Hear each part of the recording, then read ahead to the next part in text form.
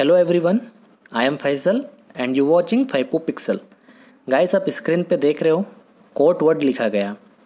Guys, मैं आपको बता दूं कि हर एक फील्ड का अपना टर्मिनोलॉजी होता है। सेम उसी तरह कोर्ट में भी कुछ इम्पोर्टेंट्स वर्ड होती है। लॉ की अपनी पर्सनल वर्ड होती है गाइस, जिसे जानना हम सबको बहुत ज़्यादा ज़रूरी है।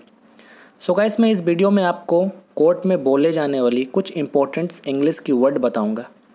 So guys, without wasting any time, let's begin. Verdict. Friends, verdict का अर्थ होता है फैसला। जब भी कोर्ट से कुछ फैसला आता है तो उसे हम इंग्लिश में वर्डिक्ट कहते हैं। और ये कुछ महीने पहले ये वर्ड बहुत ज़्यादा चर्चे में रहा है, आप जानते होंगे। सो गाइस, नेक्स्ट वर्ड को देखते हैं।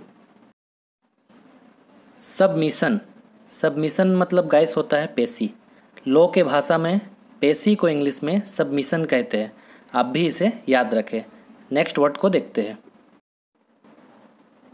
एम्ब्रॉयल।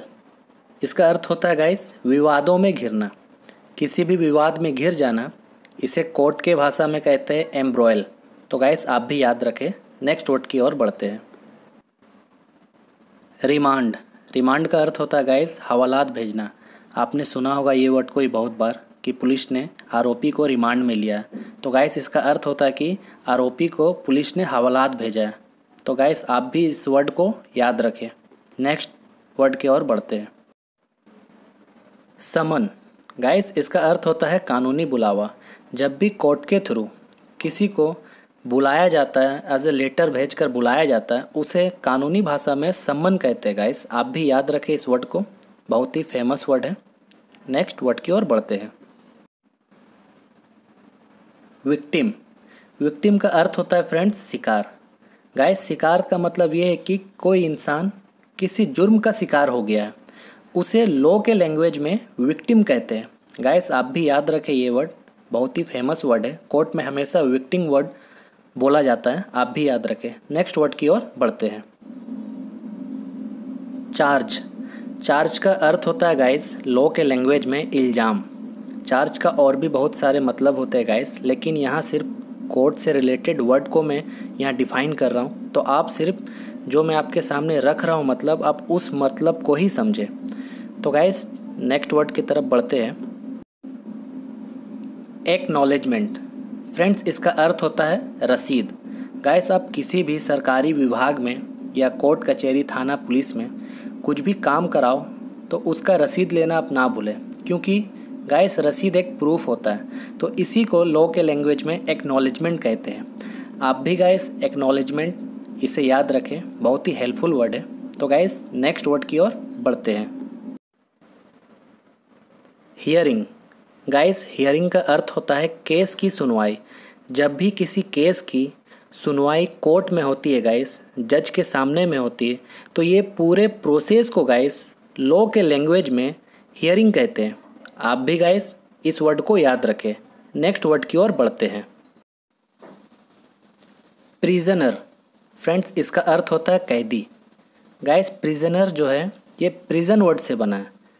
प्रिजन का अर्थ होता है गाइस कैदी को जहाँ कैद करके रखा जाता है उस जगह को प्रिजन कहते हैं। और प्रिजनर जो है गाइस कैदी को कहते हैं। तो आप भी इस वर्ड को याद रखें। जब भी आप कैदी को देखें तो अपने वर्ड में प्रिजनर वर्ड को रिमाइंड कर लो। सो गाइस, नेक्स्ट वर्ड की ओर बढ़ते हैं। Public prosecutor. फ्रेंड्स, इसका अर्थ होता है सरकारी वकील। जो वकील सरकार के तरफ से होता है उसे इंग्लिश में पब्लिक प्रोसिक्यूटर कहते हैं। तो गाइस, आप भी इस वर्ड को याद रखें। कोर्ट में अक्सर जब दो वकीलों के बीच में बहस होती है गाइस, तो सामने वाले वकील जो सरकारी वकील होते हैं उसे पब्लिक प्रोसिक्यूटर के नाम से ही बुलाते हैं। तो गाइस, आप भी याद रखें। नेक्स्ट वर्ड की ओर बढ़ते हैं। डिपोज। फ्रेंड्स, इसका अर्थ होता है गवाही देना या बयान देना। तो गाइस, आप इस वर्ड को भी याद रखें। कोर्ट में डिपोज वर्ड यूज किया जाता है। तो गाइस, नेक्स्ट वर्ड की ओर बढ़ते हैं। पिटीशन। फ्रेंड्स, पिटीशन का अर्थ होता है याचिका। गाइस, हम लोग आम भाषा में कहते हैं दरख्वास्त, अंग्रेजी में कहते हैं एप्लीकेशन। बट गाइस, कोर्ट में एप्लीकेशन वर्ड यूज नहीं किया जाता है, पिटीशन कहा जाता है। तो आप भी इस वर्ड को याद रखें। नेक्स्ट वर्ड की ओर बढ़ते हैं। लीगल एड, इसका अर्थ होता है फ्रेंड्स कानूनी सहायता। अगर आप किसी प्रॉब्लम में फंसे हुए हैं और आप कानून के अकॉर्डिंग हेल्प चाहते हो तो उसे इंग्लिश में लीगल एड कहते हैं, मतलब कानूनी सहायता। आप भी इस वर्ड को याद रखें। नेक्स्ट वर्ड की ओर बढ़ते हैं।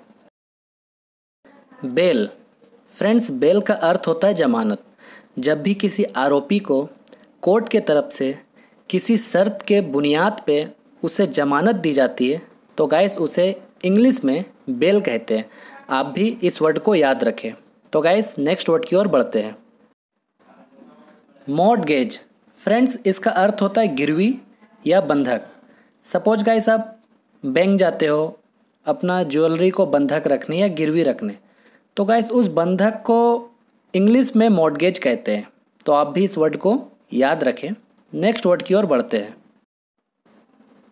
लाइफ टर्म, फ्रेंड्स इसका अर्थ होता है आजीवन। तो आप भी इस वर्ड को याद रखें। नेक्स्ट वर्ड की ओर बढ़ते हैं। लाइफर, फ्रेंड्स लाइफर का अर्थ होता है उम्र कैदी। जिस कैदी को उम्र कैद की सज़ा हो जाती है उसे इंग्लिश में लाइफर कहते हैं। आप भी याद रखें इस वर्ड को। तो गाइस नेक्स्ट वर्ड की ओर बढ़ते हैं।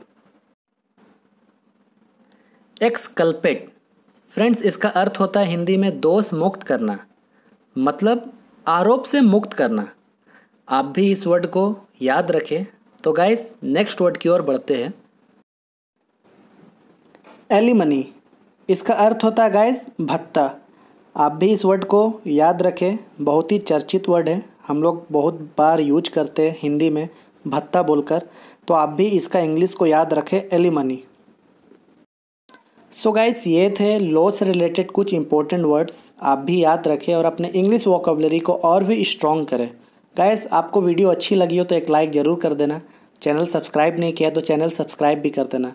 सो गाइस नेक्स्ट वीडियो में मिलते हैं, तब तक के लिए take care, bye bye, thanks for watching.